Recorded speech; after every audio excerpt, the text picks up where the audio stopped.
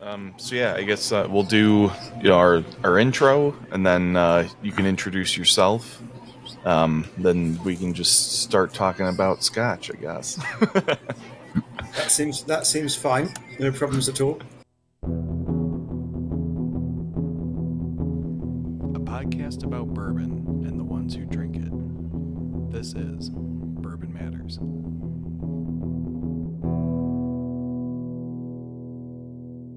Welcome to Bourbon Matters. I'm Jake. And I am Gold Eagle Jake, live from Gold Eagle. Well, technically not live, but I'm here. And we're joined by a very special guest today, Bruce Perry. Welcome, Bruce. Thank you. Thank you very much. Yeah, great to have you on. Yeah, no, nice to be here. I don't turn up on bourbon channels too often, so. And we don't talk about Scotch too often, but it's a nice change of pace. Mm-hmm. Absolutely. No, I think there's plenty of crossover opportunity with those categories. So just for your listeners, I'm Bruce. I'm from the distillery at Torabhaig on the Isle of Skye, and I've been involved with Torabhaig since its inception back in 2014 when we bought a very old cattle steading. Been through the build, been through the first whiskey coming off the still, and now here we are 10 years later actually talking about whiskey to people, which was not something I could ever have conceived of it when I stood there the very first day. And we have a few other brands now, but I work for a company called Mossburn Distillers, who are the owners of Torabhaig, and we blend some malts as well using Caisteal Chamuis as a name, and also Mossburn. But that's a very quick intro to who I am and what we do. Yeah, thank you. If most of you, have maybe been to a masterclass at Gold Eagle, but Bruce has done a couple here. So if the voice sounds familiar, Bruce has done 2 different masterclasses on Torabhaig. And I also got the honor of being shown around the Isle of Skye by Bruce. So we spent some fun times together in Scotland. And it's a trip I will never forget for the rest of my life, that's for sure.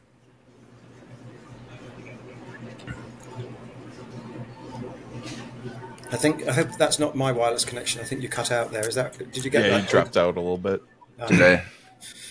I'm going to maybe turn my camera off. All right.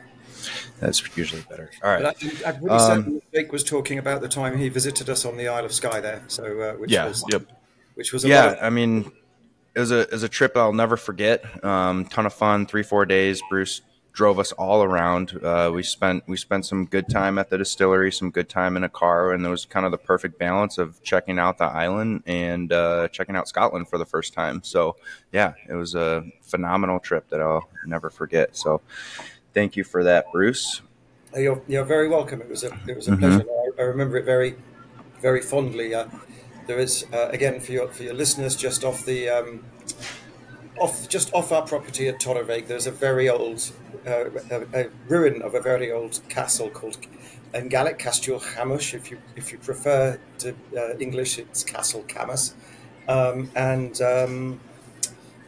it was built around about 1300 and fought over by Clan MacLeod and Clan MacDonald, and Jake and his brother loved it up there. And I'd come downstairs in the house in the morning, and I'd see their shoes there, and the Wellington boots had gone, and they were they'd gone up to the castle in the morning every time. It was a good. It was if only I could do that one more time. Hopefully someday. But. Absolutely, welcome back anytime. Thank you. So Bruce, how just a little bit about your background before Torabhaig. Have you always been in the industry, and kind of what made you gravitate towards Torabhaig? Well, I think Torabhaig brings its own gravitational pull, if you like.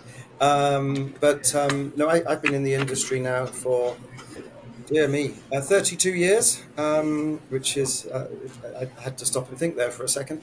And I started off really, I lived in the Caribbean for many years, and I was invited by my employer when I was in hotels to come and work in their rum distillery as their wine importer, and I'd done WSET and things like that, and I thought that in a young guy in my 20s that working in a distillery in St. Lucia seemed like a fun idea. So I did. I wasn't really involved in the spirits at all to start with. It was about the wine, and but I got very interested in it when I was there, and I was invited to be on their quality control tasting panel, and I did some local exports for them as well for the rum. And when I came back to the UK in the very late 90s, I met a gentleman called Neil MacLeod Mattison, who ran a spirit importation business. He is now the CEO and whiskey maker at Torabhaig. But I started working for him as in a spirit specialist capacity, selling spirits around the United Kingdom, but very, very high end. And his company was bought in 2010 by somebody who charged him with building him, finding him, getting him a whiskey distillery. And he moved over to a new company called Torabhaig, and I joined a couple of years later, moved over with him. And I always tell people, I've worked with Neil now for 25 years, which I find hard to believe, but it sort of works quite well because he's quite the visionary. I'm not. I'm quite the missionary. He isn't. So that's why it works. We're not trying to do each other's job. I tend to translate into mostly English what he's up to. Great. Very nice. So besides Torabhaig, you have two blend brands as well, the Caisteal Chamuis and Mossburn. So we thought, we're doing a series on the different Scotch regions, and it would be a good time to talk about blends in Scotch, because it's I think for a long time it was kind of frowned upon as like a lesser product, and in the same way that blended bourbon was in America, but it seems to be making a bigger impact in the industry. Yes, I think, so go ahead and I think with greater understanding comes the debunking of that myth, if you like. Mm-hmm. I always like to tell people that there are two types of people who drink blended malt. Those people who know nothing at all, and those people who know everything. And it's the ones in the middle that cause all the trouble. But I understand how this came about, because I think that, if you want to go and buy a bottle of blended Scotch, now not blended malt, I'm talking here blended Scotch, you can do so for minimal outlay, and it's loads of shelf facings, bottom shelf of a grocery store or what have you, and it is just in that volume. It's always going to be lowest common denominator. If you mix paint together long enough, you will get grey eventually, and unfortunately, it's got this word blend on it, and so that became associated with the entire category. But blend is just a word. It's like saying, "Oh, don't stir your tea." It's just, there's nothing wrong with doing that, and I think that also there is the distinction between blend and blended malt was somewhat lost in translation, and always remember that if you blend on a very small scale, you should make something where the sum is greater than the total of the parts. Otherwise, why are you doing it on a small scale? And always bear in mind that nobody ever turned down a glass of Dom Perignon on the grounds that it was a blend. Nobody said, "Oh, sorry, I don't drink blends." No one's ever done that. So there's an understanding of blends well enough if it comes to, for example, champagne. But with Scotch, there is this sort of blurred grey area, and I think it's because that word blend turns up on a bottle in big letters, and that's always associated with the cheap whiskies. But blending or single malt is blended. It's just a blend of barrels. Um, yeah, I think blended malt is making, let's call it a comeback, because that was what was once upon a time drunk in grocers around the world. But it's the improved knowledge of the consumer that has done that, for sure. Those that know Yeah, about it we've will not shy away from a blended malt. yeah, we've seen it happen with bourbon too. People are definitely starting to respect blends a little bit more and realize that there is a bit of an art to blending. So I definitely see both categories making a little comeback with blends. But so to kind of piggyback off of that, why don't you talk about what Torabhaig has come out with so far and what their plan is and journey to 10 years old? Yes, that's I think a story that we're very, very happy with at the moment, because you can imagine, well, maybe you can't, but one day you've got a ruined old cattle steading with no windows, no doors, and it's about to fall over. If you push a brick, it's going to fall out of the building, and it gets restored, and then 2 years into the build, you've got to design your stills, because they're going to take a couple of years to get ready and be installed and ready to get fired up. And the design of the stills is really, really important for the style of the whiskey that you're going to make. Now, we were dictated to a little bit in the style of our still, because we had this old cattle steading that could not be demolished. It had to be restored. So the height of the building was already established back in 1780 or so, and so that played a part played a very large part in the stills. But within that, we had decisions to make, and we really wanted to use the Isle of Skye as the sort of inspiration, the muse, if you like, for our whiskey.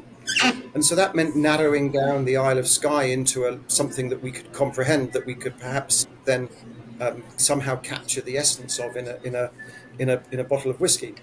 And so we said it was very peaty, which it is. We said it was wild, which it is, and that's the geology and the weather. But it didn't matter how bad that weather got. It was, although Jake, Gold Eagle Jake, you had amazing weather when you came, if I remember rightly. Yeah, I was going to say what weather, because we had 70 and sunny every day.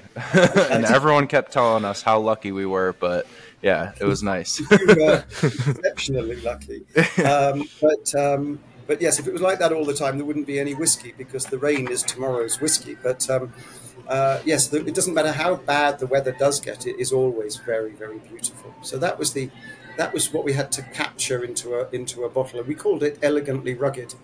And so we went for very, very high peat reek in the barley, a very heavily smoked malted barley.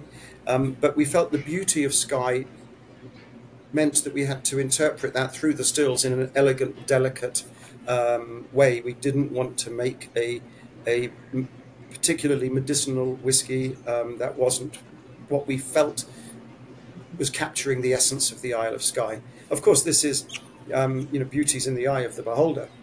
And I always maintain, looking at the landscape of Skye, if you stuck Van Gogh, Monet, and Constable in front of that landscape, you'd get three very, very different paintings. And I think that's the same with us, and it's just our interpretation. Which interpretation you prefer? Well, that's entirely your choice. They'd all be good. So very high, what we call ppms, phenolic parts per million in the grain, and then lots and lots and lots of copper contact to break the sulfur down, and then taking the cut, that's the heart of the distillate, the thing that will become the whiskey, taking it as early as possible so that we captured the most elegant, aromatic, light floral characteristics. So that was the plan.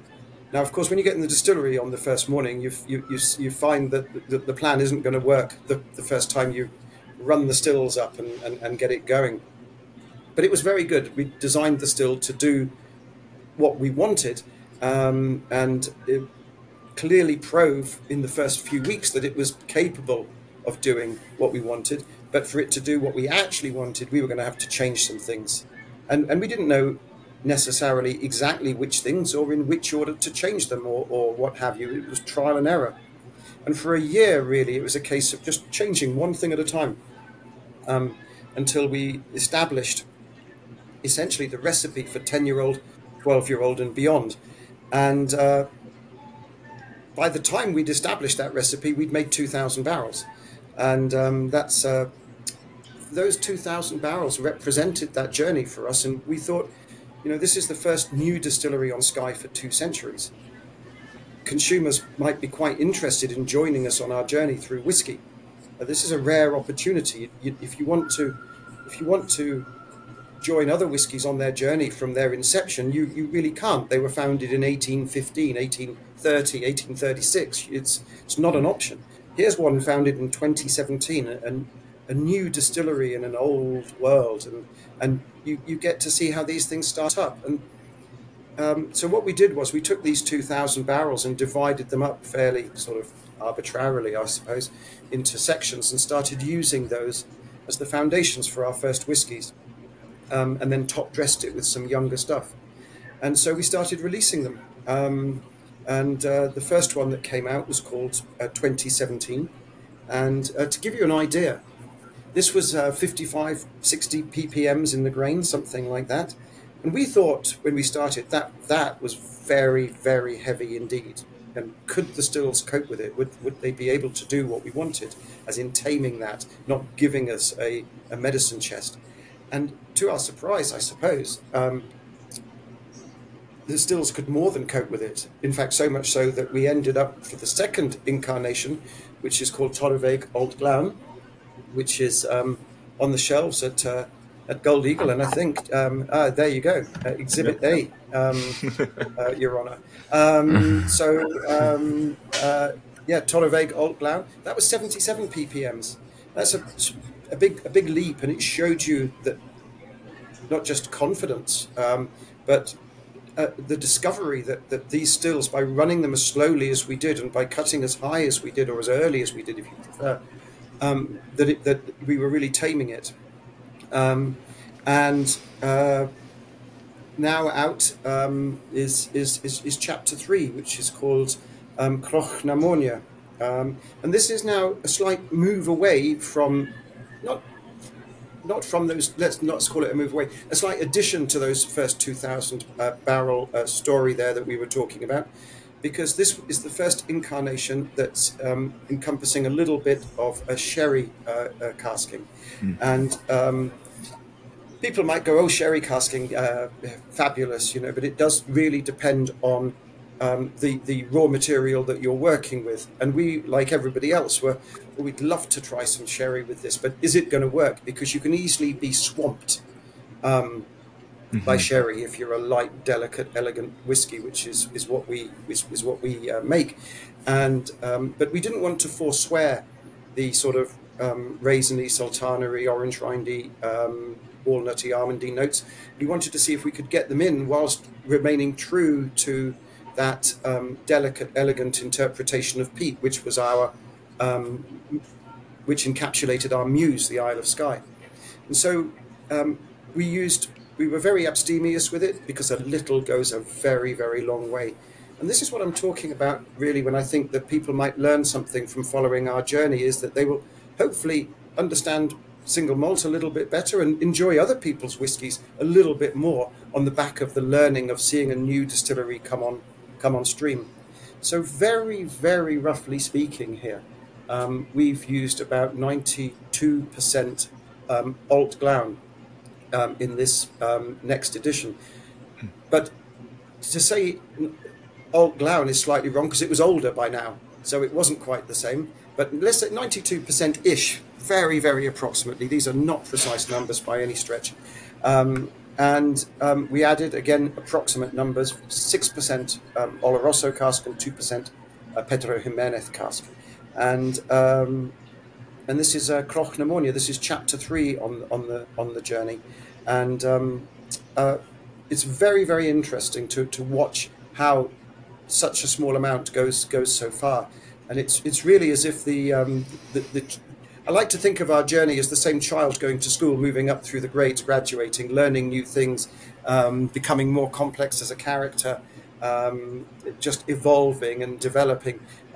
Sometimes maybe it's wearing a new coat, and I feel that that's the case here. It's a very, very interesting next stage in our chapter. So we've got these 3 chapters out now, 2 of them still available for sale. That's Old Glawn and Croch na Mónia. And we also did our very last bottling of Old Glawn, which was a batch strength bottling, which was absolutely superb. Exhibit B. Here we go. Yep.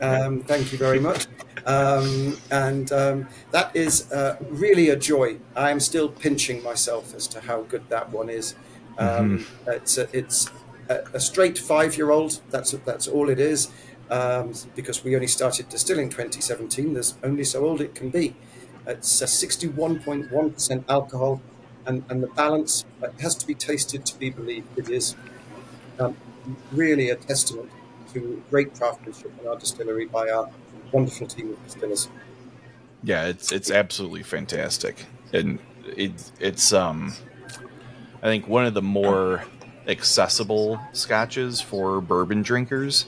And at cask strength, the flavors are just so present in like a great way. I mean, the normal Old Glen is great, but everything is just so much more accentuated in the cask strength, and you still get the peat, but like you've said, the peat is still very delicate and adds to the flavors rather than not dominating, overshadowing or dominating them. Yeah.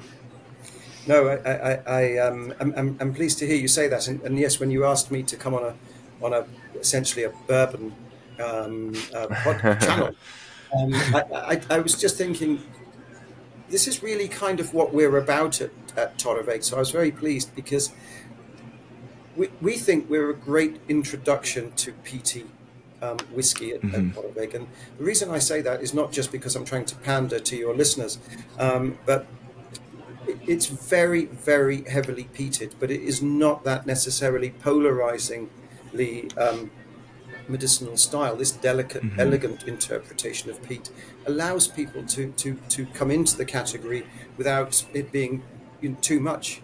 By all means, go and try other ones later on in your drinking career. But I think it really is a wonderful introduction. And the 2017 and the Old Glawn were all ex-bourbon casks. Old Glawn was very roughly speaking 80% first fill bourbon and 20% refill cask. And so there's, I'm not going to say it tastes like bourbon, it doesn't. But there's some little subtle nuances there that you will also find in bourbon, little vanilla-y notes, little sort of almost sweeter notes as well. And it's really delivered. So please don't, to your listeners, don't think I'm suggesting our whiskey tastes like bourbon. It absolutely does not. But it is a wonderful introduction to the peated whiskey category in Scotland. Yeah, I would suggest you drink it. I'll back you up on that. I mean, we just got done talking about Islay in the last episode, and this is nowhere near the type of peat that you find in an Isle of Skye. It is very much more well-tempered, and it is a really good kind of gateway to get into the peated Scotch and all Scotch, really. But Bruce, so you guys are coming out with different releases on your way to 10 years old, and then you'll just have a straight 10 years. So obviously that's a really cool opportunity, like you said, to follow along the distillery's journey, but also have a piece of history from that distillery, because these are all releases that will never be repeated again. And they are all young, but taste like they're very mature. So I guess a question for you is, do you get any pushback when you're out there promoting Torabhaig on its age, or when people ask for an age statement? Like, how do you overcome that? Yeah, it's a very, very good question, because I think that, again, it's a bit like the blended malt question that we all started out with earlier in this podcast, because with greater knowledge at consumer level has come a diminished resistance to the blended malt category. And I would say that greater knowledge extends to understanding that age does not equate to beauty. And if your listeners weren't listeners and viewers, they'd be able to see me and see that that's true. The point really is that I'm lucky in a way, Jake, because when I'm out and about, people are tasting it and they're blown away by that, and so the question never arises. But you, in your store with a bottle, you're not doing that, and they're saying, well, what's the age? And that doesn't sound like it's very old, and how do you overcome that? And I think, first of all, the balance on the whiskey is superb. And if the balance on the whiskey is superb, well, then the whiskey is old enough. That's the first thing to say. The second thing is that when we run the stills the way we do, with all of that copper contact, breaking the sulfur down, you are doing a large taming job in the distillery. You are therefore asking a lot less of the barrels in terms of the work that they have to do, because there is less power to tame. Some of the big sherried whiskies of the Speyside region, for example, are beautiful after 15, 20 years. And that's because they've asked the barrels to do the taming work there to get that sherry and whiskey integrated as beautifully as they do. But the alternative, when you run the stills as slowly as we do, you already have an elegant, delicate new make. And so then going into the barrels, you really just don't need as long to get a well-balanced whiskey. But there's one thing, while people might be listening to this, I do think that an age statement is just really not enough information. It's just very difficult on a label to give people everything, so the age statement is there. But if I have a 10-year-old single cask that's been in a hogshead, and I have a 15-year-old single cask that's been in a sherry butt, and both of those casks are quite old, so that, similar sort of state of wood, you'd have a really hard job deciding which one is the most mature, because the wood to spirit ratio is 2-to-1 in that scenario. But you don't know that when you see 10-year-old and 15-year-old on the label. You just see 10-year-old and 15-year-old on the label. So in many respects, the age statement per se is just not enough information. So I'm very pleased in many respects to see a lot more whiskies without an age statement on them. But it really is, I would really urge your listeners to just taste the whiskey. Don't worry about things like age statement. In fact, don't worry about things like ppms, the phenolic parts per million we talked about earlier. Just taste it. Do you like it? Yes or no? And if you like it, well, then it is old enough. And it really is as simple as that. And again, in a store of your reputation, Jake, Gold Eagle, I think people are going to trust that, and that's very, very helpful. It's a bit like going to your car mechanic. You don't ask them to, you don't say to them, now then, what's the make of the carburetor you're going to put in my car? You just say, fix it. And I would very much imagine that when people come to your store, it's not dissimilar to that. It's I'll take your recommendation. I know you know what you're doing, so you do have that on your side as well. But I think people should be less concerned about age statements than they are. Yeah, I think the kind of new wave, if you will, drinkers are definitely aware that age is just a number and it doesn't necessarily mean anything. I find it with a lot of no offense, but older or old school drinkers will look at the shelf and they'll be like, oh, I only drink things that are 10 years old, or I only drink things that are 15 years or older. And it's kind of just like the blend thing. It's starting to shift where people are realizing there's a lot of characteristics in young whiskey that can really, enhance the flavor as well. Sometimes get a lot more lively and fruity characters in a younger whiskey. I do think, definitely just need to get more whiskey to lips, and it kind of speaks for itself. I think absolutely right. That is absolutely the key, and I think that the whiskey in the glass is the thing that should speak the most to you. And back to the sort of people who say, oh, I only drink 10-year-old or I only drink 15-year-old. I think they fall into the same category we talked about earlier of the people that either knew nothing or knew everything. Yeah. And look, you pick your battles. Quite frankly, it's but for people who are really interested in new discoveries, just taste. That's what I'd say. Cool. Yeah, and one of the things that we've been talking about through this Scotch mini-series is obviously the regionality of Scotland, and I think a declaration about age statements may apply to one region, but that doesn't mean it applies universally to all Scotch. Like you said, if your Speyside, sherry finish may need that 10 years or 15 years to really mellow out. Yes, I said I was using some Speyside examples. Yeah, we're picking on Speyside, but okay. But it's not necessarily a universal proclamation that everything out of Scotland needs to be 10 years old or else it's garbage whiskey, right? Oh, no, totally true. The sort of example I was using was really just when the people and Speyside sprang into my mind because there's quite a few of them there that really like to use sherry cask maturation, but also therefore the manner in which they run their stills is maybe at times a little bit different to ours to get themselves a richer, fuller bodied whiskey. And the thing is, if within the same house, and you could maybe imagine one or two of those exact houses, 10-year-old, 12-year-old, 15-year-old, 20-year-old, 25-year-old, that's a fair comparison because now you're comparing apples with apples. But if you compare a 12-year-old from one distillery made totally different to a 12-year-old from another distillery, it's not an apple with apple comparison. And that, I think really that was more the point. But yeah, don't assume that a 10-year-old from one distillery has been matured in exactly the same way that a 10-year-old from another distillery has. That is not necessarily the case at all.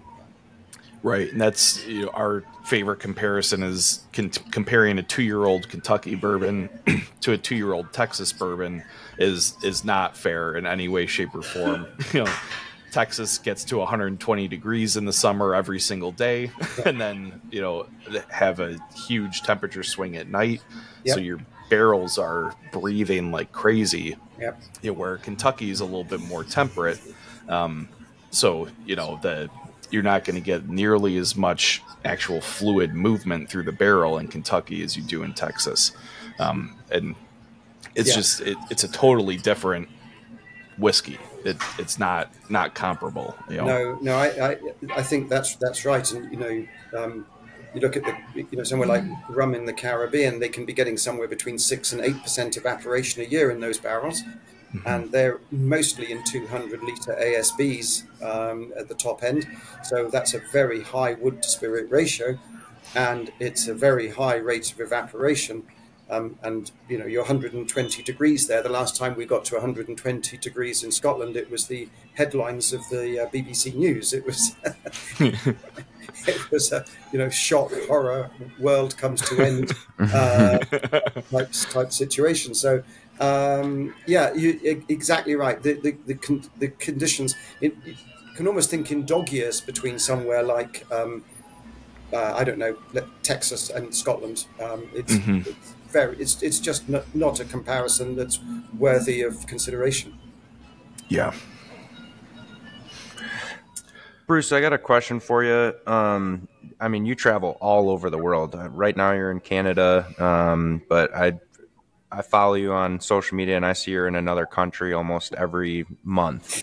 How is it selling Scotch in the U.S. versus selling Scotch in other parts of the world? Because we're experiencing this huge bourbon boom, and that's got to be kind of a difficult thing to overcome. Is bourbon just so popular right now? And some people are saying that Scotch is kind of dying out here. So I don't know what your thoughts are on that and how it is selling here versus other parts of the world. Well, we had a prime minister in the United Kingdom back at the end of the 19th century called Benjamin Disraeli, and he said lies, damned lies, and statistics. I think the statistics don't bother us too much at the moment, because I think if you look at Scotch as a category, you're probably correct. But if you take out of that premium single malt Scotch, that's a different category, or a category on its own. Now, the first thing to say is that the bourbon boom is very welcome. I think that I think it's beyond bourbon. I would call it, go so far as to just lump it into American whiskey, and it's a joy to see. We absolutely welcome it, because this brings more and more people into a greater category called whiskey, and they will jump off at some point in time, not away from the American whiskies. Why would you? I mean, you come to Scotland, do you expect to see a bar load of American whiskies? No. So the reverse applies. But you do see them, and they do very, very well. And exactly the same thing. People will drink Scotch from time to time, and that's really what we would love to see. It's a bit like if you're in the United Kingdom, we have a lot of Indian and Chinese restaurants. Now, we don't go to those every day. I maybe go to the Indian restaurant 3 or 4 times a year, and that is more than enough to keep these Indian restaurants afloat. If everybody in England and Scotland and Wales does that, that's why every town has more than one. And I'd say the same thing here. If the bourbon drinkers, the rye drinkers, the Texan whiskey drinkers,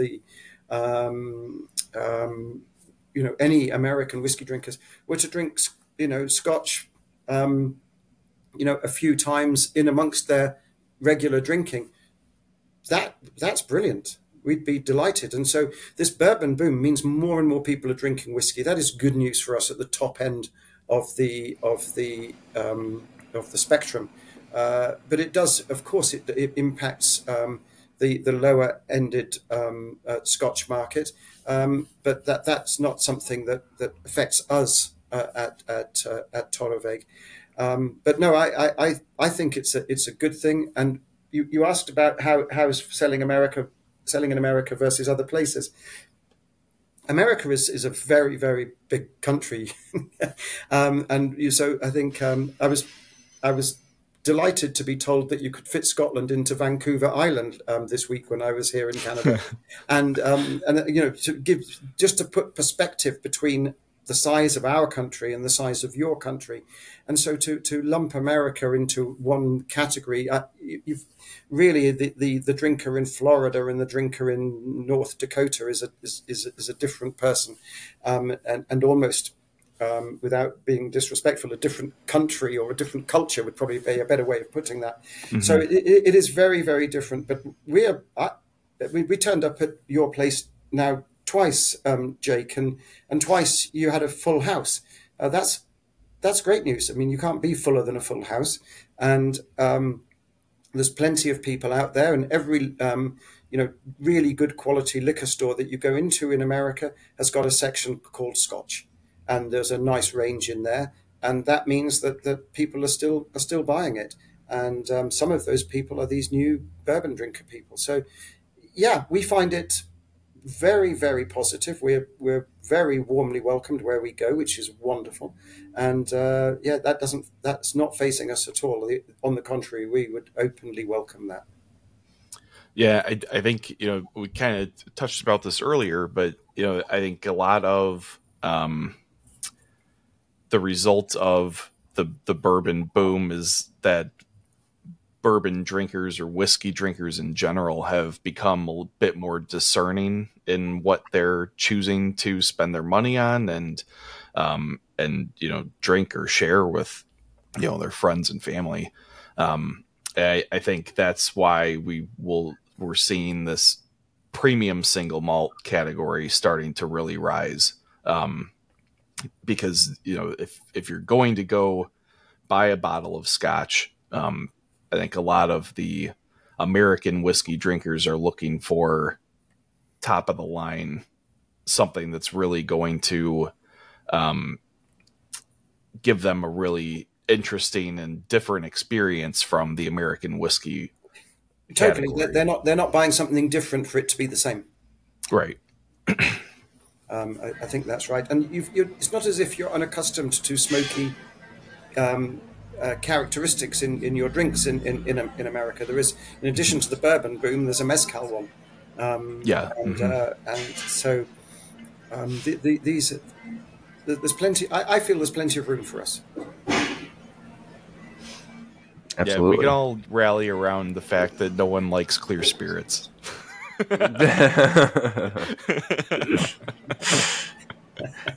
Vodka specifically. Anyway. Vodka specifically. Yes. So, Bruce, I got to ask, just because I think it's very cool. Skye is very remote. I mean, it took us a couple plane rides and a few hours of driving to get there. How did you guys find employees to work at the distillery? And I think you guys have 12 different distillers, and they're all just kind of all hands on deck with everything. Yeah. No, I remember you guys arriving, and you were kind of demob happy. It's like, we've arrived finally. Yeah. You must have been exhausted, but finally we're here. Yeah, I think 2 hours of sleep, and I felt like I slept for days because it was just so gratifying to arrive. So. Yeah, no, we woke you up with some scenery and some whiskey, but no, it's a very good point. If you come to the Isle of Skye, and I'd absolutely encourage you to do that. You'll find that it's not the most inhabited place in the world. It depends who you talk to, how many people live there, but somewhere between 7,500 and 8,500 people are living there. But the amount of people that visit the island is immense. I mean, it's numbers.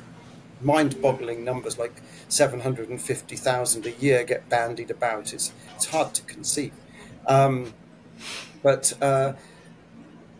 yes. So you can imagine, with 7,500 people living there, and our remote little cattle steading becoming a distillery. There weren't 9 or 10 people with brewing and distilling qualifications waiting for us to open up so they could get a job.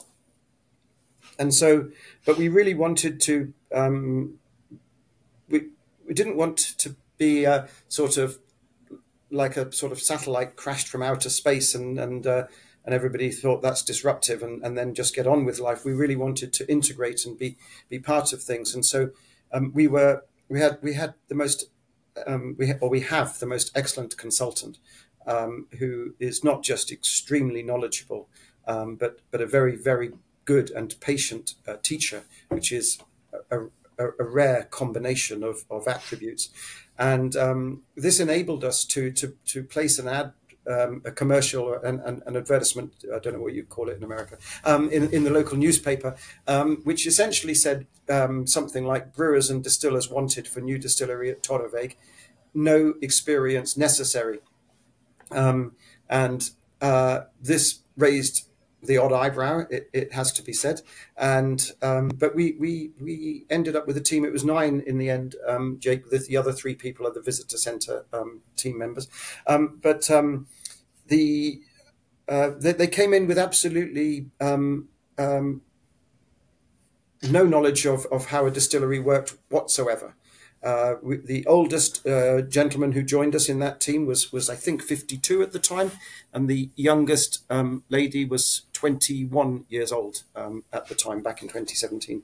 And every age range in between there.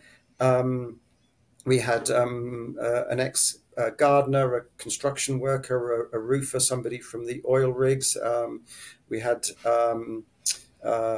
yes, I think, in fact, the young lady to whom I refer had been a part-time tour guide at Talisker, and that was the closest anybody had been to whiskey.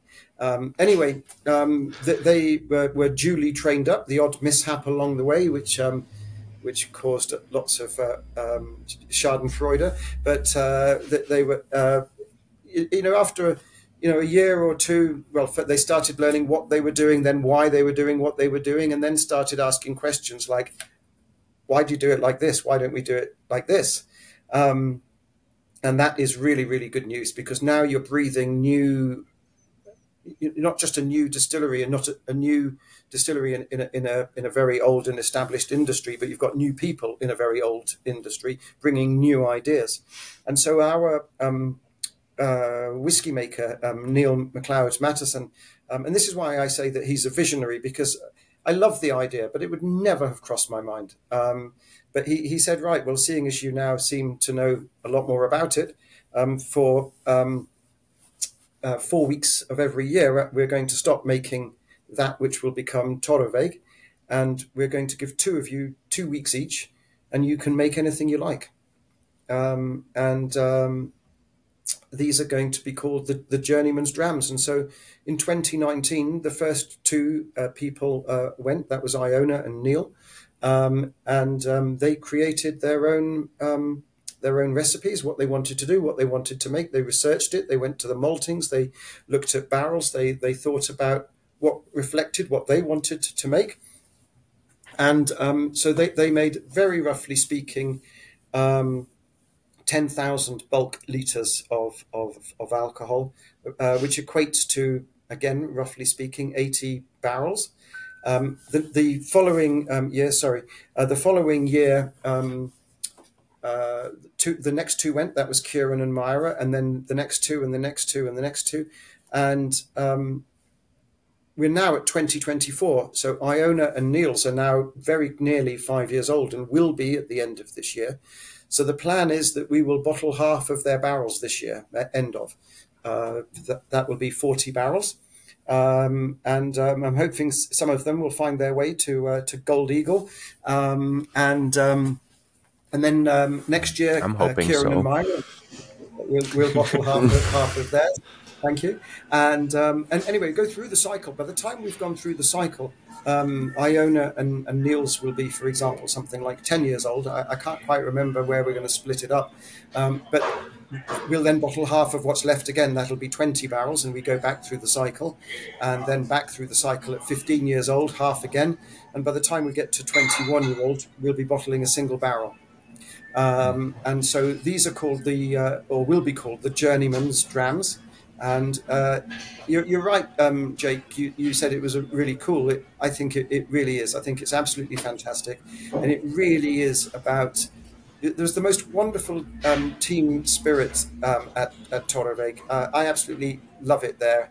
You feel that you're part of a family there. It works differently to anywhere I've ever seen before. And these guys do absolutely everything. It's, you drive in, and the gardens are in immaculate condition. It's beautiful, and we don't have a gardener. The distillers do it. So there's the team of 9. They do absolutely everything, and they've got lots of different skills. So one of them, Myra, was a gardener. So she is, the ideal person to help make sure these things look the way they do, and everybody mucks in. Dougie came off the oil rigs. He was an engineer. We don't have an on-site engineer because he can fix everything. Everybody brings something to the table, be it their organizational skills, just doing the rosters, for example. Just everybody's got something to offer that's different, and it really is a joy to behold. And the other thing is that, as a consequence of everybody coming in knowing nothing, and as a consequence of everybody trying to help each other through very, very steep learning curves, there's no egos. It really is wonderful. It really has worked. And I remember our consultant laughing at us, saying he'd never seen in his life before people who didn't know what they were doing interviewing people who didn't know what they were coming to do. But boy, he did say, but boy, oh boy, has it worked. And I do think that's a testament to the whole project. Yeah, it is so cool to hear that. And one of the things that we talk about a lot is the experimental side of whiskey, and a lot of the established brands, particularly in the US, don't venture into that area very much. It's a lot of smaller craft distilleries that are doing these really cool things, but it really pushes, I think, the entire industry in really awesome directions, and kind of green lights some of the other brands' abilities to try new things. Yeah. And we're starting to see some brands like Jim Beam taking forays into these types of experiments, which is really cool to see. As it's, again, like you're looking for variety as a Totally. consumer, and it's fulfilling that need that the base wants. Exactly. Jim Beam aren't doing that for no reason, because economically, for them to continue pumping out Jim Beam would seem to make a lot of sense. To stop doing what they're doing to do something else, well, there has to be a reason for that, and it sort of harks back to your question earlier about the bourbon boom and the Scotch demise, so to speak.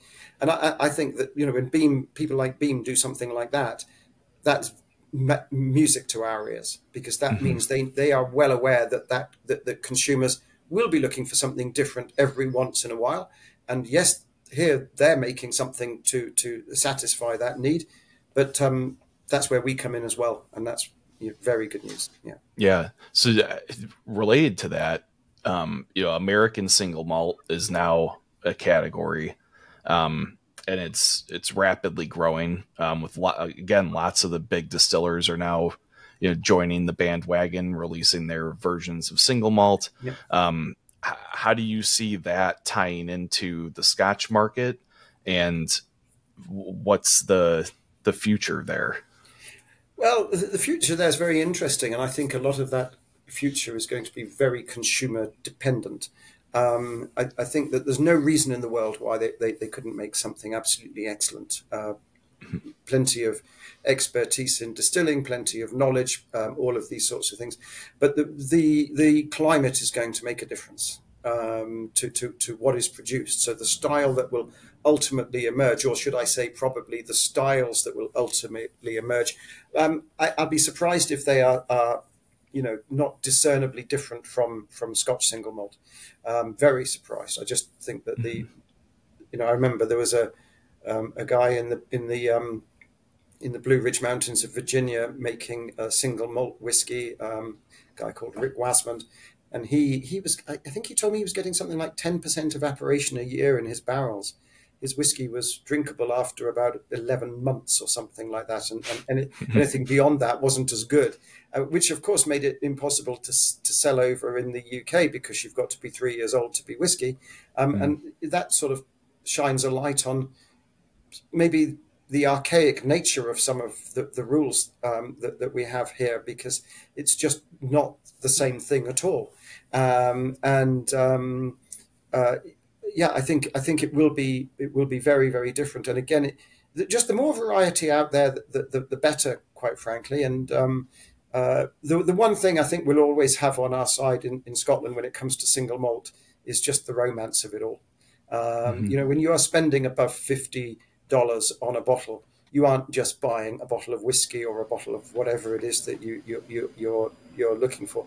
You're buying something more than that. You're buying an experience. You're buying a special evening. You're buying nostalgia. Maybe it's just a whole experience of something special. And so I think we really do offer that from a consumer point of view in Scotland, in the same way that I think sparkling wine in different parts of the world, England even, America of course, but on that really, really special occasion, does it matter how good those sparkling wines are, and do you just splash out on a champagne? And I feel that with single malt, that's the territory that we inhabit. Yeah, that totally agree. It's very much a like we talked about earlier. It's a premium type of product, and people are looking for that as the deviation from their normal. Exactly. And your comments about Jim Beam there and what they're doing, specials and so on and so forth, show that they have identified that need in the market. Excellent. Yeah, that was phenomenal. I was gonna say this podcast would probably go another 3 hours, but I think we covered a lot of really good ground. And thank you, Bruce, for your time and sharing a lot of knowledge. I have to drop a coupon code because that's what I do, and we're gonna do BM Bruce. Will get you 10% off any of these whiskeys, the Torabhaig, the Mossburn, or the Caisteal Chamuis, and it excludes items that are already on sale, only online. And to pull up all those whiskeys, you can actually search on our website or at BM Bruce, and it will pull up all these whiskeys that qualify. So 10% off any of these phenomenal whiskeys. And we do have all of them at the bar, too, if you want to come into the store and try them at the bar. Get a pretty nice flight out of that. But yeah, I'll throw it back to you guys. I don't know if you have anything else you want to mention, Bruce, or any closing statements or whatnot. Yeah, I would. Well, first of all, thanks for having me. Always a pleasure to work with you guys, as you know. And thanks also for the support and encouraging your customers to come and try our whiskey there. I would just say to finish up that this is, as I said to you, Torabhaig is the first new distillery on the Isle of Skye for 2 centuries. It's a rare opportunity to get in at the start of something, and I would really encourage you, if you're interested at all in Scotch single malt, which I presume you are, or you wouldn't be listening to this, to follow our journey. It's a very rare opportunity in this world. Most of the distilleries, I know there's a lot of new ones, but most of the distilleries are established from 150 years ago. So get in at the start of our journey with the Old Glown and follow our journey all the way to 10-year-old. And I hope you thoroughly enjoy that journey with us. We're enjoying it most of the time. And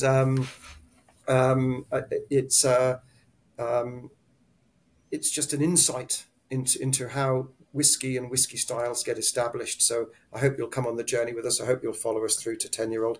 And I hope to meet some of you sometime at Gold Eagle in the future. Awesome. I think couldn't put it any better myself. Thanks. I'm not looking for the job, Jake. I'm not looking for the job. Obviously we talked about the Alt Glen and the Alt Glen Cask Strength. We've been giving our recommendations for things for bourbon drinkers to try. I think those are the top 2 in this episode. They're both absolutely fantastic. I can't wait to try the next iteration that's coming soon. The sherried single malt sounds fantastic, so that'll be a treat for sure. And then if anyone's looking for something that's unpeated, I would recommend the Mossburn rum finish. That is a good one. Yeah, phenomenal. I can't recommend it enough. It's delicious. So if you're looking for something that's unpeated, that or the normal Mossburn is also fantastic. Both of those great options. Yeah, and the new Torabhaig release, we should be getting it within the next week or 2. So I would imagine by the time this episode airs, we might have it on our shelf. So, and I still. Awesome. I've been asking Chris, I've been asking the distributor over and over to please bring me a sample as soon as you get it. I am very much looking forward to tasting it. And I can't remember the last time I've been this excited for a new Scotch to come out. So yeah, very excited for that. Thank you, Jake. Thank you very much. All right. Ready to plug? Yeah. Mm-hmm. Thank you very much to everybody. Thank you. Yeah. So yeah, goldeaglewine.com. Follow us on Instagram at Gold Eagle Wine. Follow us on Facebook at Gold Eagle Spirits. Jake, where can we listen to Bourbon Matters besides everywhere? Yeah, you can listen to us on YouTube, Spotify, Apple Podcasts, Google Podcasts. Follow us on Instagram at Bourbon Matters. Is there anywhere any social media that they can follow for Torabhaig or yes, you? No. Follow us particularly, I would say, on Instagram at Torabhaig Distillery, at Mossburn, Bruce, and there's a colleague of mine in the who primarily is based in the United Kingdom, but is branching out now as well. At Mossburn, Stuart, he is very good at Stuart is media. awesome. Shout out to Stuart. We got to hang out with him for a night in Glasgow. But yeah, follow Bruce on Instagram, Mossburn_Bruce. Follow all his travels. And like I said, he's in another country every couple of weeks. So he's got some cool pictures. Yeah. Thank you, Bruce. Thank you really appreciate your time. Yeah, thank you. Thank you to you guys. Okay, I'll say bye-bye. All right, cheers, everyone.